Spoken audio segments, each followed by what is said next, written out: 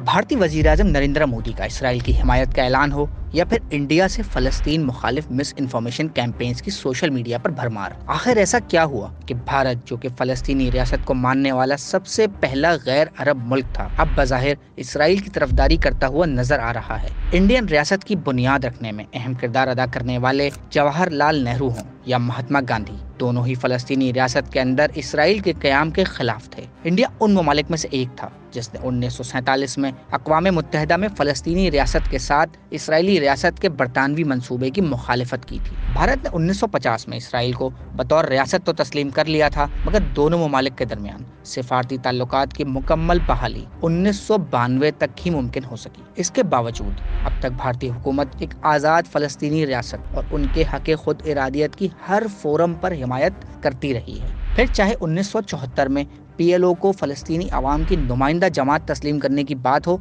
या फिर 1988 में फ़लस्तीनी रियासत को तस्लीम करने का मामला, भारत ने हर कदम पर फ़लस्तीनी अवाम के मफादात का तहफ़्फ़ुज़ किया है। मगर मौजूदा इसराइल हमास तनाज़े के आगाज़ पर नरेंद्र मोदी की इसराइल के हक़ में की गई ट्वीट और गज़ा में होने वाले हौलनाक हमलों पर खामोशी ने इंडिया की बदलती पॉलिसी की निशानदेही की है। अगर मोदी की जमात BJP के अलावा कांग्रेस और दीगर मुस्लिम जमातों की बात की जाए तो उनका झुकाव अभी भी फ़लस्तीनियों की तरफ ही है। मगर आखिर क्या वजह है कि भारतीय हुकूमत अपनी पॉलिसी तब्दील कर रही है? इंडिया को न्यूट्रल पोजीशन रखना चाहिए। द रीजन इज कि इंडिया का, आप जो बताए कि इंडिया का बहुत गहरा रिलेशनशिप पैलेस्टाइन के साथ पहले से है और इजराइल के साथ अभी अर्ली 1992 से एक्सेप्ट करने के बाद दे हैव स्टार्टेड उनका जो relationship particularly security sector, military sector has improved. तो इस मामले में अभी तो बंद करने के लिए काम करना चाहिए वार को, बट जो पहले जो से स्टेटमेंट सब आया वो स्टेटमेंट बहुत चिंताजनक था इंडिया का फॉरेन पॉलिसी और इन वो लॉन्ग टर्म पॉलिसी के लिए।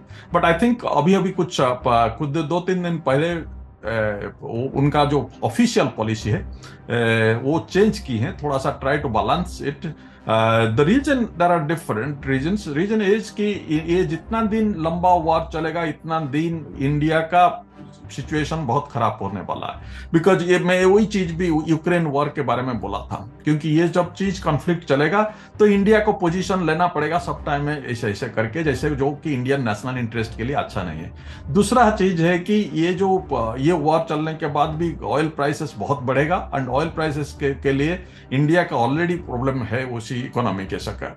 थर्ड है कि जो डायस्पोरा का चक्कर भी है, डायस्पोरा बहुत है, डायस्पोरा डिवाइड उस गल्फ में हो जाएगा तो फिर और मुश्किल होगा।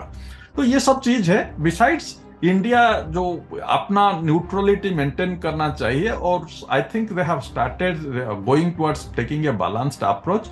बट आपका ये तो पहले है कि जो हिंदू नेशनलिस्ट पावर में है इंडिया में उनका तो एंड जो इजराइल में जो नेतन्याहू है उनके बीच में जो इस्लामोफोबिया है वो कनेक्टिंग फैक्टर है, इसलिए वो इस टाइप का स्टेटमेंट कर रहे हैं क्योंकि वो स्टेटमेंट अच्छा नहीं है इंडिया के लिए।